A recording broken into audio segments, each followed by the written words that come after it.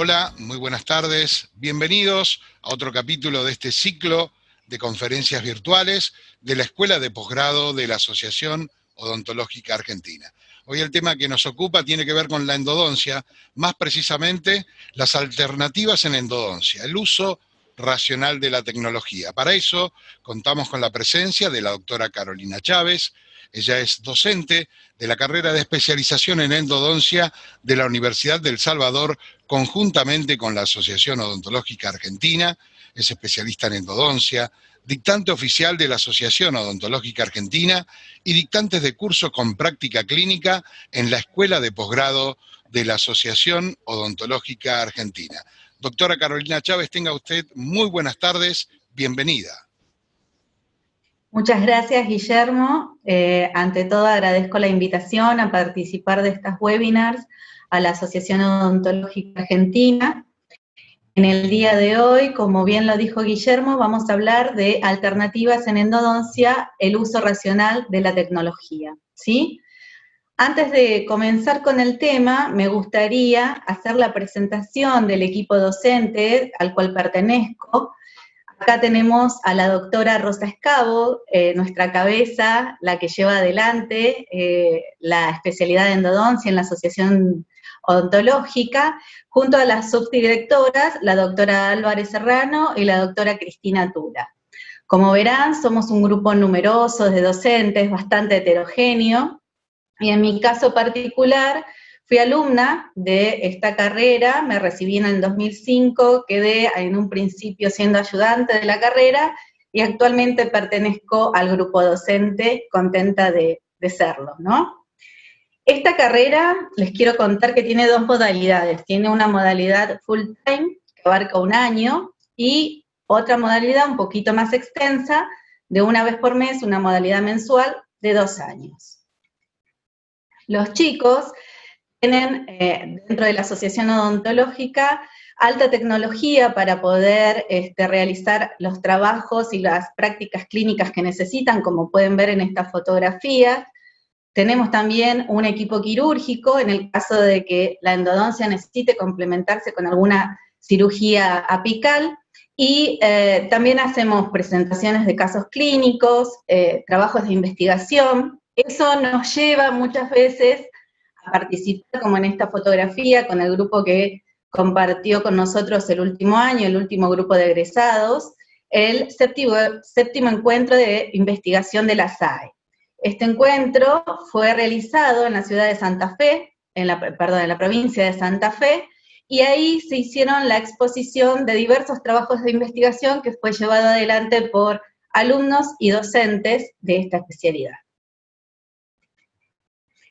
Gracias a este estímulo, tuvimos el honor de ser premiados con el premio profesora doctora Margarita Muruzábal por 3 años consecutivos, en el 2015, 2017 y 2019, premio que se otorga en las jornadas de la Asociación Odontológica Argentina.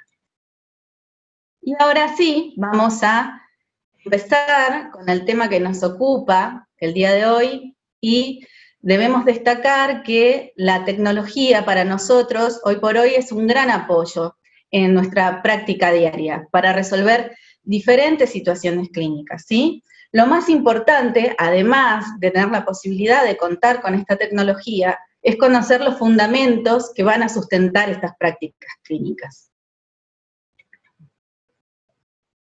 Y vamos a empezar por el primer paso en este recorrido. A lo largo de la charla vamos a ver qué tipo de aparatología se utiliza actualmente. El diagnóstico forma parte de este primer paso en la endodoncia. Tenemos que hacer una recopilación de los datos, tanto clínicos como radiográficos, ¿para qué? Para poder llegar a una conclusión, ¿sí? Y cuanto más certera sea esta conclusión, mejor voy a poder planificar el tratamiento que voy a ofrecer a mi paciente. Si bien el diagnóstico en endodoncia consta de varias fases y sería muy largo colocarlo en esta presentación, me gustaría compartir con ustedes situaciones que se van repitiendo en la clínica y que cada vez está en más aumento, sobre todo con esta pandemia que estamos atravesando, en donde todos estamos alterados, donde estamos más nerviosos que de costumbre. Estas son situaciones que podemos llegar a encontrar. Miren aquí, se deriva a mi consulta este paciente viene con una radiografía y con la orden de su derivador que indica la realización de un retratamiento. Cuando comienzo a dialogar con el paciente y hago las preguntas que me van a guiar en el diagnóstico acerca de qué es lo que pasa con esta pieza dentaria, hace cuánto que tiene colocado ese trabajo, el paciente me relata que este perno y corona de este segundo premolar superior ha estado en boca sin problemas desde hace 7 años. Y un año atrás empieza con problemas, acude a una guardia, se hace el cementado de ese perno y corona, y a partir de ese momento va varias veces al servicio para realizar ese cementado. Finalmente, el odontólogo general decide rehacer ese trabajo y manda o indica el retratamiento del conducto. Cuando llega la consulta al paciente, una vez que yo comienzo a escuchar el relato y veo que hay una pieza que no tuvo problemas durante 7 años y empezó con molestias y de un año a esta parte sigue con esa expulsión de ese perno y corona, empiezo a hacer algo que tenemos en el consultorio a la mano, que es el sondaje. El sondaje me va a dar a mí la indicación, cuando estoy llegando aquí, como pueden ver en la cara distal de este segundo premolar superior, una profundidad de bolsa, ¿sí? Una profundidad de bolsa de más de 5 milímetros. Ahí tengo que pensar que además de esa filtración coronaria que puede estar causando el despegamiento de este perno y corona, miro con más atención y veo la pérdida ósea que hay hacia distal de ese premolar. ¿Qué me indica eso? Lo más probable, empiezo a diagnosticar, lo más probable es que esté con una fractura esta pieza dentaria.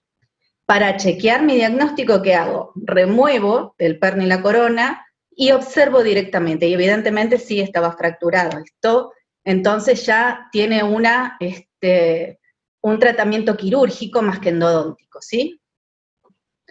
Como podemos ver, en este otro caso también el paciente asiste a la consulta por manifestar a su odontólogo general la aparición de esta tumefacción en la encía marginal, como podemos ver aquí.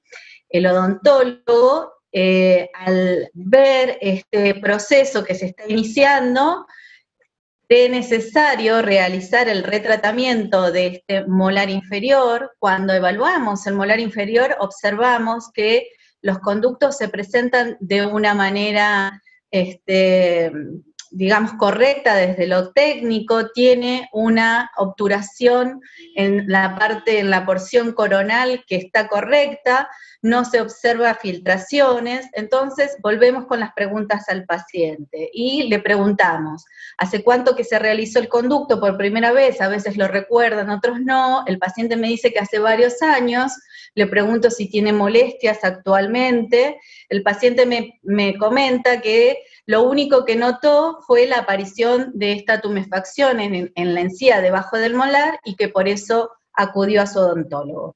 Cuando se hace la remoción de esa obturación, lo que podemos ver aquí, que es lo que está marcado también en la radiografía, es esa pérdida de hueso que va acompañando la fractura. ¿Por qué? Porque esta fractura que se observa acá en la porción coronal es invadida por bacterias que están en boca, y estas bacterias van progresando hacia el interior del hueso y van deshaciendo este ligamento periodontal. Por eso es que yo, nuevamente, con la sonda, chequeo, veo que hay una bolsa que es puntiforme, que el paciente no tiene una enfermedad periodontal generalizada, y se observa que esta pieza realmente va a una extracción.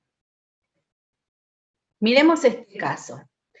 Este caso también me lo derivan al consultorio, yo hago solamente práctica endodóntica, por lo tanto tengo varios casos referidos, y acá en este caso en particular lo que estoy observando es una gran lesión, ¿no es cierto? Una gran lesión que pienso que debe venir avanzando desde hace tiempo para que yo lo pueda ver radiográficamente. Empiezo a analizar, le pregunto al paciente si ha tenido molestias, me dice que sí, que en un momento, y hace mucho, tuvo una gran molestia en esta pieza dentaria, y después con antibióticos y analgésicos, esas cosas que no se terminan de diagnosticar, al paciente se le da medicación, y ese proceso pasa de un agudo a crónico. Con el correr del tiempo, viene a la consulta, y bueno, ahí empezamos a observar.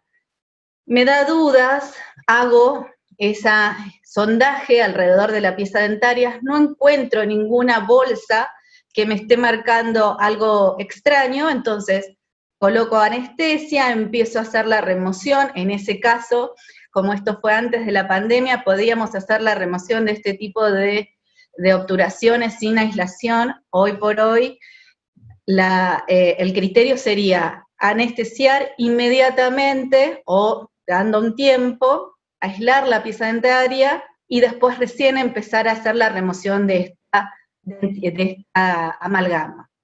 Cuando empiezo con la remoción de la amalgama, podemos observar acá cómo hay una fractura que va desde mesial y se extiende hasta distal. Entonces ahí le comento al paciente que esta pieza está fracturada, que lamentablemente no hay nada que nosotros podamos hacer para sellar esta comunicación que ya está establecida entre el conducto y el periodonto, por lo tanto también deberá ir a una extracción. Otro paso dentro del diagnóstico endodóntico es la exploración. Acá podemos ver un paciente, los pacientes que presentan un tracto sinusal generalmente son asintomáticos y su queja principal es el drenaje de la fístula. Sienten un sabor metálico en la boca o sienten gusto a sangre en la boca. Por eso concurren a la consulta odontológica y cuando hago la inspección clínica de este paciente en particular, que iba a ser también sometido a una rehabilitación general, se observan acá 3 piezas, ¿no? Que pueden ser las causantes de esta boca de fístula que yo observo en palatino. Cuando yo tengo una fístula, una boca de esa fístula que está abierta, intraoral, en la encía, que puede ser vestibular o en este caso palatina, lo mejor que podemos hacer para chequear cuál es la pieza causante de esa infección, porque esto es un signo de esa enfermedad que tenemos que tratar, es colocar un cono de gutapercha, como pueden ver aquí, tiene que ser un cono mayor a 30, porque si no, no tiene la suficiente rigidez como para proseguir en ese tracto fistuloso. Y el cono nos va a indicar cuál es el diente que está afectado, cuál es el causante de esta fístula que estoy teniendo acá en palatino. He leído este artículo de Segura y Jiménez. Es un artículo bastante claro en donde explica cómo se hacen este tipo de seguimientos de fístula, qué tipos de fístulas hay, también es un capítulo importante dentro de la endodoncia. Entonces, siguiendo con este tema en particular, lo que se decide es realizar el retratamiento, no solamente de este canino particularmente, sino también de estas piezas dentarias. ¿Por qué? Porque si ustedes pueden observar aquí, también hay evidencia de una filtración, de conductos que no están bien compactados seguramente, y si tenemos en cuenta que este paciente va a ser sometido a una rehabilitación, estas piezas dentarias deben quedar óptimas para que esto ocurra. Esto es un control a 2 años, en donde se le realizaron los retratamientos a las piezas dentarias que lo necesitaban, y ya tienen los pernos y coronas definitivos en esta nueva etapa de su tratamiento. Ahora vamos a empezar con la preparación quirúrgica en sí. Una vez que tengo el diagnóstico claro, sé qué pieza voy a tener que realizarse, el motivo por el cual voy a ingresar en esa pieza, voy a empezar a planificar mi preparación quirúrgica, ¿sí? Y la preparación quirúrgica, según Schilder, en 1974, que son los parámetros que nos rigen a los endodoncistas, propone un tamaño mínimo apical y una forma cónica en el resto de la preparación. ¿Esto qué va a facilitar? La penetración tanto del irrigante como de la obturación. Ahora, esta forma que pide Schilder, que además tratamos de no modificar la anatomía, se podrá realizar en todas las anatomías que tenemos en las piezas dentarias. Miremos estos dos casos en particular.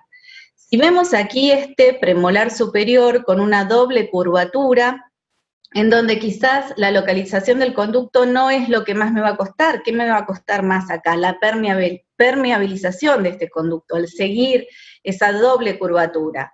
Y acá en este molar superior, en donde quizás lo más costoso será localizar los conductos, eliminar esta gran restauración que tiene y empezar a diagramar en mi cabeza dónde tengo que ir a buscar la entrada de cada uno de los conductos. Entonces, esto, si no se analiza bien el caso, podemos cometer accidentes como fracturas de instrumentos, bloqueo, perforación. Puedo rectificar el conducto tratando de ejercer fuerzas que no corresponden a esa anatomía, ¿sí? Entonces, ¿qué es lo más importante? Que a pesar de la complejidad que se nos presenta, que tenemos como endodoncista, la mayoría de nuestros casos son de este estilo, los resultados van a ser predecibles si se emplean los procedimientos y la tecnología adecuadamente, ¿sí? Entonces, estos son dos casos que se realizaron en la especialidad, el doctor Pablo Granada Vélez, un ex alumno de la especialidad, lo hicimos juntos, y acá tenemos el control a 2 años en este premolar, en donde esta lesión que tenía inicialmente ya está resuelta, y cómo se pudo abordar correctamente los conductos que presenta este molar superior, pensando, teniendo presente que posiblemente en esta raíz mesiovestibular podríamos llegar a hallar un segundo conducto, ¿sí? Y vamos en la preparación quirúrgica entonces, y teniendo en cuenta esos conceptos de Schilder, vamos a empezar después de anestesiar, aislamos, cambiamos los protocolos, repito, por esta pandemia que nos está tomando actualmente, vamos a, repito, anestesiar, aislar, y voy a empezar con la apertura una vez que el paciente esté aislado para bajar el grado de aerolización que tengo que hacer para poder llegar a esta cámara pulpar, ¿sí? Remover lo que necesite para poder tener una visión adecuada. Entonces, analizo este caso, y si veo este caso, este molar inferior con esta caries penetrante, el paciente ya empezó con sintomatología, y nos podemos dejar engañar por esta amplitud que presenta esta cámara pulpar, pero no tengo que perder de vista que para entrar libremente a estos conductos y con facilidad voy a tener que realizar la remoción de estos triángulos de dentinas que, como ven aquí, me están escondiendo esta entrada de conductos. Y acá, quitando esta interferencia de dentina, voy a poder tener un ingreso más limpio dentro de estos conductos. ¿Cómo puedo realizarlo? Con una fresa a través de un micromotor, la fresa de Gate, o una lima que va a ser accionada a través de un motor endodóntico, más adelante vamos a mostrar cómo son, que es la lima SX, ¿sí? En este caso, una vez que fue removida esta porción en la entrada de los conductos, lo que también tengo que tener en cuenta acá es qué tipo de terminación va a tener. Como podemos ver acá, es una terminación confluyente de estos conductos con múltiples salidas. ¿Y cómo me aseguro obturar esta anatomía tan compleja? Primero con irrigación, abundante irrigación, ¿para qué? Para desorganizar ese tejido que voy a tener ahí. Y otro elemento que tengo es utilizar una obturación termoplástica. En este caso se utilizó System B, que ven este aparato que ven acá con diferentes puntas que van a reblandecer la gutapercha dentro del conducto y van a hacer que esto se adapte mejor a las anfractuosidades que puede llegar a tener ahí. Entonces, repasando, apertura, la preparación, la localización de los conductos, la preparación de los accesos, y después voy a hacer esa permeabilización de los conductos y voy a utilizar otro dispositivo que contamos en el 11, que son los localizadores apicales, que nos van a ayudar en la determinación de la longitud de trabajo. Estos localizadores apicales son dispositivos confiables en cuanto a su exactitud, y lo vienen comprobando gracias al doctor Gonzalo García por el aporte que me hizo con esta imagen. En estos 35 años de desarrollo, desde 1985, que fue el primer trabajo que tenemos aquí, hasta el año 2019, tengo un 90-89% de exactitud. Por lo tanto, son dispositivos que actualmente son sumamente confiables. ¿Se pueden utilizar solos? No. Vamos a ver ahora cómo se tienen que utilizar y en qué momento se utilizan. Una de las características que tenemos que tener en cuenta a la hora de utilizar los localizadores apicales es que la lima con la cual nosotros vamos a hacer la lectura de nuestra longitud de trabajo tiene que estar ajustada al conducto en donde yo la estoy colocando. Este es un incisivo superior, en donde una lima 15, seguramente, si yo estoy manipulando al paciente, coloco la radiografía, puedo llegar a tener movilización. Esta lima puede llegar a pasar el ápice de esa pieza dentaria, ¿sí? Y voy a tener una lectura errónea, porque se me va a mover el tope de goma. Por lo tanto, es muy importante que la lima con la cual yo voy a tomar mi conductometría sea una lima que ajuste, que tenga ajuste a nivel apical. Y esta lima, en este caso, se cambió. Pueden ver cómo el conducto está más afianzado por esta lima, y esta lima tienen que tener la precaución de precurvarlo en la punta. ¿Para qué? Para no deformar la anatomía. Entonces, tenemos que, ya tengo mi longitud de trabajo, vamos a hacer un pequeño repaso, vamos a hacer un protocolo general de la preparación quirúrgica. Este protocolo general que vamos a mencionar se va a adaptar a cada caso en particular. Hay casos que me va a costar más instrumentar, hay casos que la complejidad lo voy a tener a la hora de la obturación, y vamos a ver varios de esos ejemplos. Entonces, habíamos dicho que una vez hecha la apertura, voy a hacer la preparación de acceso con esta lima mecanizada SX. Luego de colocar esa lima SX, voy a empezar la permeabilización de ese conducto.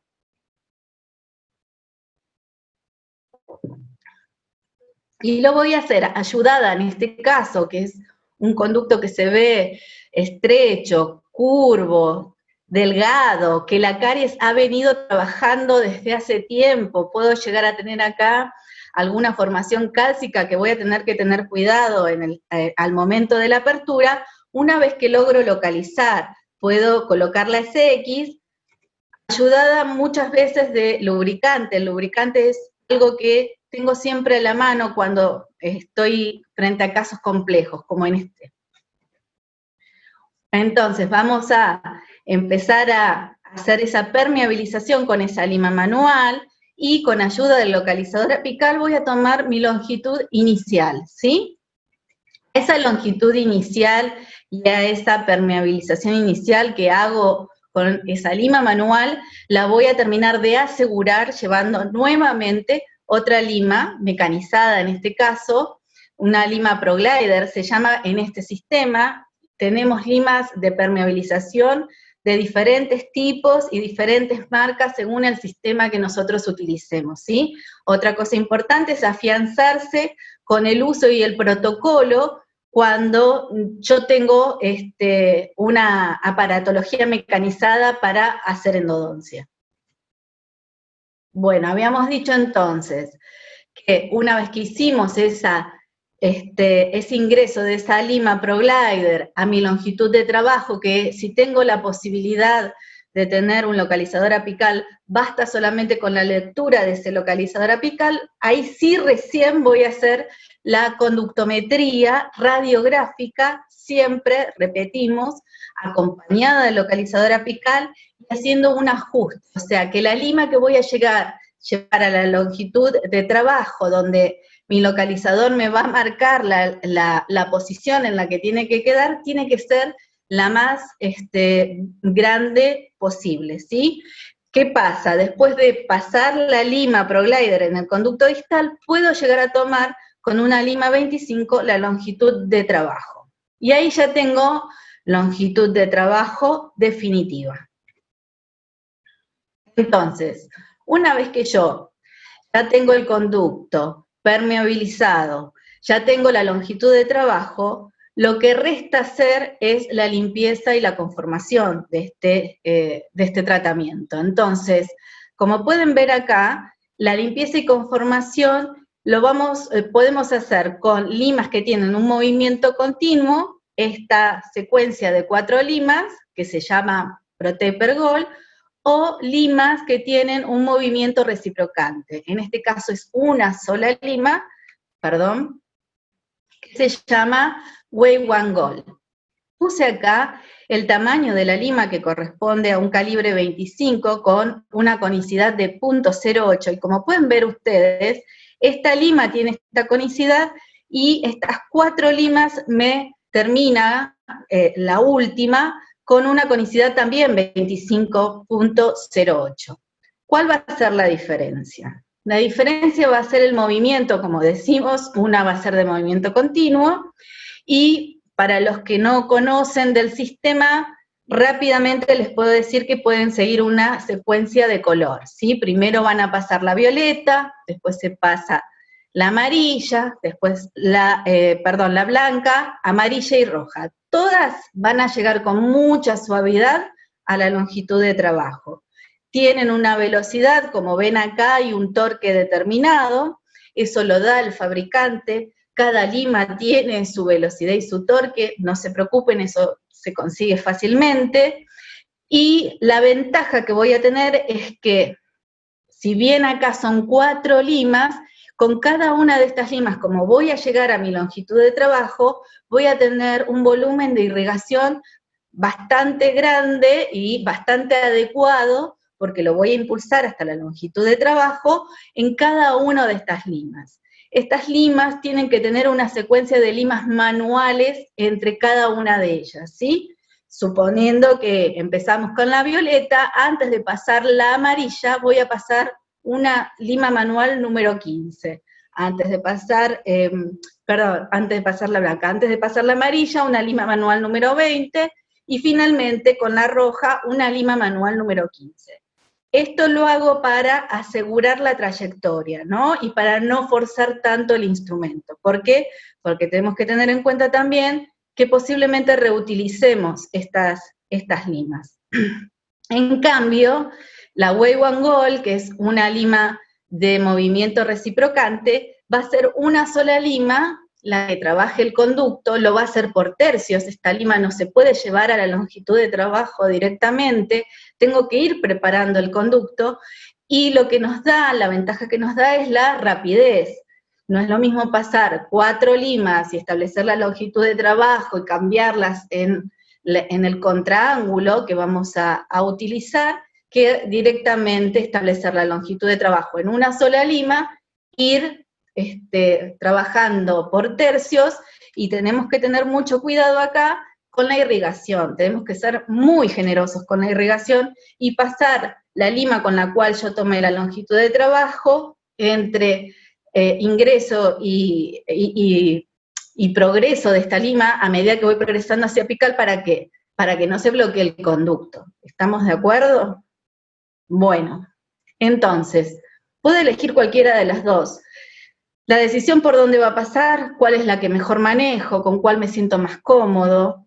Mientras yo sepa lo que tengo que hacer, con qué lo hago es poco importante. Y estas limas tienen unos conos que vienen acompañando a las limas justamente. Antes estos conos, que son conos de gutapercha, eran de una gutapercha vegetal y se hacían a mano, si bien con una matriz, se elaboraban a mano.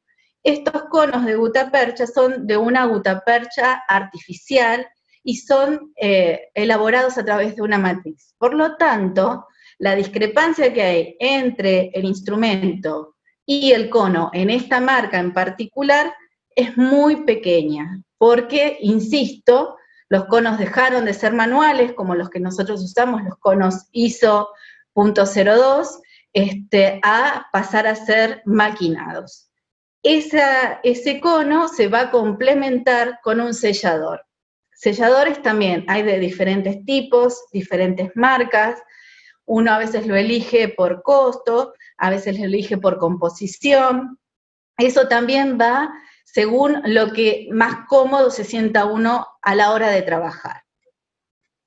Entonces, tenemos nuestro caso original, que vino con estos conductos complejos, delgados, y repetimos, si yo sé en dónde usar la tecnología, cómo usar esa tecnología, cuáles son los fundamentos que me van a sustentar esas técnicas, es mucho más fácil a la hora de la concreción del trabajo, ¿sí? Entonces, si no tienen ni el localizador apical, ni un motor, y tienen que empezar invirtiendo en alguna de estos dos dispositivos, les digo que comprarse un localizador apical es un muy buen comienzo, y realmente la curva de aprendizaje es bastante rápida. Uno se tiene que conocer con su localizador, saber cómo trabaja, y hay algunos otros tips que también, repito, hoy di algunos para que las tengan en cuenta, pero bueno, hay varias cosas que en la clínica y con una capacitación lo pueden llegar a llevar a su práctica diaria tranquilamente, ¿sí? Entonces, ¿qué me da el uso de una instrumentación mecanizada? Me da esto, me da una estética final que es similar. No importa si usé, yo acá no puedo decir, acá usaste Protepergol, no, bueno, acá no, acá usaste Wave-N-Gol en esta raíz. Sinceramente, el resultado final lo que logra es esto, una estandarización.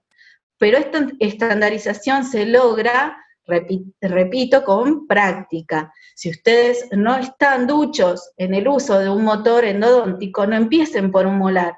Empiecen por un central, por un lateral, vean, conozcan, familiarícense con el protocolo, y una vez que lo tienen interiorizados, ahí recién pueden ir a algo de mayor complejidad, en donde ya tienen que dejar de prestar atención al protocolo del uso del instrumento y empezar a mirar la anatomía compleja en la que están trabajando. Bueno, la irrigación. La mencionamos muy por arriba, dijimos que cuando usen Wave-N, por favor, esa irrigación, préstenle mucha atención, uno a veces les gana la ansiedad y quizás hagan un bloqueo sin darse cuenta. Recuerden que estos instrumentos cortan mucho. Irrigación que nos va a acompañar en todo el tratamiento, desde la apertura hasta el último instrumento que yo ingreso. Hipoclorito de sodio es lo que nosotros elegimos en la especialidad. ¿Y por qué lo elegimos? Porque es antimicrobiano, porque tiene un pH alcalino, porque promueve el blanqueamiento, porque es desodorante, baja tensión superficial, pero por sobre todas las cosas, porque disuelve la materia orgánica. Y esto es algo que no tiene ningún otro irrigante, ¿sí? El hipoclorito de sodio nos asegura que esa materia orgánica junto con esas bacterias van a empezar a ser disueltas, pero le tengo que dar tiempo, le tengo que dar volumen y le tengo que dar una concentración para que esto sea efectivo a la hora de utilizarlo. Y acá tenemos algunos casos en donde hay pulpas que son generosas, que están atravesando una pulpitis, y tengo que tener en cuenta activar la irrigación. ¿Cómo la puedo activar? Con materiales sónicos, con elementos sónicos o ultrasónicos, ¿sí? El endoactivator es de gran ayuda en este tipo de casos, tiene unas puntas que son de una especie de plástico que no modifican la anatomía interna del conducto. También puedo usar ultrasonido. Tenemos estas limas que están en el mercado, son limas relativamente nuevas, que se usan para hacer esa agitación final de esa irrigación. Las limas XP Endofinisher no tienen filo, tienen esta forma de cuchara que al ingresar en la pieza dentaria y por la temperatura, la aleación cobra otra forma, una forma de balón, porque tiene movimiento circular, movimiento rotatorio continuo. Entonces hace una forma de balón en el conducto y se apoya en las paredes del conducto, haciendo una agitación también del producto irrigante que coloque, ¿no es cierto? Y si hago acompañado esa activación de la irrigación, una muy buena compactación de la gutapercha, que no tiene por qué ser termoplástica, en este caso es una condensación lateral que se complementó con gutacondensor. Podemos ver aquí cómo el cemento va corriendo a través de la raíz. Acá tenemos otro caso en donde conductos laterales se descubren en esa radiografía final, y eso me da a mí la idea de que estuve trabajando correctamente con el irrigante. ¿Por qué? Porque tengo este tipo de resultados. A veces se ve, otras veces no se ve, pero el protocolo siempre es el mismo. Llegamos a la obturación. Y en la obturación también acá vuelve a participar el localizador apical. En este caso, antes de realizar la obturación, es conveniente un control final de la longitud de trabajo con este dispositivo. Por lo tanto, el localizador apical, y por eso insisto que sea su primer compra, puede ser empleado en cualquier parte del tratamiento. Al principio, cuando yo no estoy segura de que mi longitud de trabajo sigue siendo la misma y a lo mejor se acortó un poco, lo vuelvo a hacer cuando instrumento, y antes de obturar puedo chequear mi longitud de trabajo con el localizador apical. Y esto lo puedo hacer, acá estoy empleando el localizador apical con una lima mecanizada, en este caso es una lima de ProGlider F4, y qué mejor que la última lima que utilicé, la pongo en posición, chequeo, ven que aquí el localizador apical marca 00, estamos en una zona segura para poder realizar mi obturación, y este es el modo pandemia del localizador, porque tiene un film para que intercambiarlo entre un paciente y el otro, ¿sí? Entonces, acá tenemos que tener la precaución de que la lima no esté tocando el otro verificador que tengo ahí colocado. ¿Y cuáles son las técnicas de obturación? Como dijimos, tengo técnicas de obturación en frío, que son las que nos enseñaron en la facultad, la de compactación lateral, que me va a dar como resultado este tipo de imagen, donde voy a tener un cono principal y varios conos accesorios, y la discrepancia se va a terminar de completar con el agregado de este sellador. Ahora, recuerden que nosotros mencionamos también el cono que va acompañando al sistema. En este caso son cono único, donde voy a tener el cono en el centro de donde se deslizó el instrumento, y nuevamente la discrepancia anatómica las dejo en manos del sellador. A veces eso se complementa con un gutacondensor, como los que está figurado acá. El gutacondensor corresponde a las técnicas termoplastizadas, se llama termomecánica. ¿Por qué termomecánica? Porque se acciona a través de un micromotor. empieza a girar en el conducto, reblandece la gutapercha y hace que esta gutapercha se empiece a adaptar mejor contra las paredes. Como resultado final, que tengo mayor cantidad de gutapercha y el sellador va a complementar, pero mínimamente. Como pueden ver acá, el sellador prácticamente no se ve, se puso azul de metileno para evidenciar la presencia del sellador. Acá ven que la gutapercha abarca casi la totalidad del conducto. Y dentro de las térmicas, tengo otras técnicas que se llaman inyectable, en este caso tengo el dispositivo Calamus, o no inyectables, Gutacor. Es un horno, el Gutacor, como lo pueden ver. Pero vamos apurándonos en este sentido y vamos a ver cómo es esta técnica. Este caso en particular corresponde a una alumna de la especialidad que su compañero le hizo la apertura y me buscó para poder terminar su endodoncia. Como pueden ver, ya viene entonces con la apertura hecha, es un molar inferior, un 8 inferior.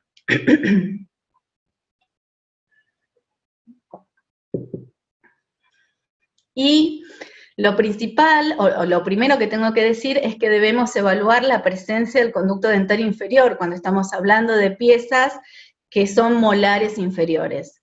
En este caso particular, el conducto dentario inferior, gracias a Dios, no estaba en cercanía, por lo tanto, decidí hacer una obturación con Gutacor. Y acá, una vez que yo hice la preparación quirúrgica, y tengo la pieza en condiciones, aislada, como pueden ver acá, ya tomé mi longitud de trabajo definitiva. Acá lo puedo hacer ¿con qué? ¿Se acuerdan que habíamos visto ahí con una lima F4? Estos son comprobadores de Gutacor, que parecen una lima, ven que tienen acá, tiene parte de filo. Esta lima, o este comprobador, debe ingresar al conducto, a la longitud de trabajo, de una manera suave, ¿sí? No debo empujar para que termine de llegar. Esto me asegura, ¿qué cosa? Me asegura que el obturador de Gutacor va a deslizarse por el conducto con facilidad y va a llegar a la longitud que yo quiero. Otra cosa que tienen que tener en cuenta cuando utilizan este tipo de obturación es que el sellador, como la gutapercha, viene reblandecida, los obturadores de Gutacor constan de un vástago que tiene una gutapercha, que es más dura, revestido, como pueden ver acá, de otra gutapercha, que se va a reblandecer dentro de este horno. Acá podemos ver cómo empiezo a medida que voy presionando el botón, voy seleccionando, de acuerdo a la medida del vástago, qué temperatura o qué tiempo tiene que estar en realidad dentro de ese horno de Gutacor. Lo coloco, tomo la precaución de que se apoye la cabeza de este vástago, no que se apoye el tope de goma, y una vez que me marca con ese ruidito que acaban de escuchar, yo retiro ese vástago, retiro el vástago de ese posicionador, como ven, hacia adelante. No lo retiren hacia arriba, porque si ustedes retiran hacia arriba van a arrastrar la gutapercha y van a perder un obturador de Gutacor que es carísimo. No tanto, pero tiene su buen costo. Entonces, ¿cómo vamos a posicionar esto? Lo que les puedo recomendar es que cuando son anatomías complejas como las que vamos a ver ahora, y elegí este caso, primero para dar tranquilidad, muchas veces la gente no se anima a usarlos porque creen que tienen una sola posibilidad, y les quiero decir que el Gutacor, si lo trabajan con serenidad, da resultados extraordinarios. En este caso era un molar inferior, lo hago a modo de ejemplo, no significa que sea el caso de esta alumna. Tenía una angulación lingual, por lo tanto necesitaba entrar con este vástago de una manera determinada. Como van a ver acá, yo tengo el vástago con mi longitud de trabajo colocada, otro error que a veces con la ansiedad no miden y no colocan el tope de goma. Ven ahí cómo ingresa ese vástago a posición y volvamos entonces a ser concisos con esto. Puedo practicar el ingreso con el comprobador, con el verificador del Butacor, y una vez que tengo seguro la posición en donde tengo que entrar, ahí recién lo coloco en el horno de Butacor y llevo el vástago a posición.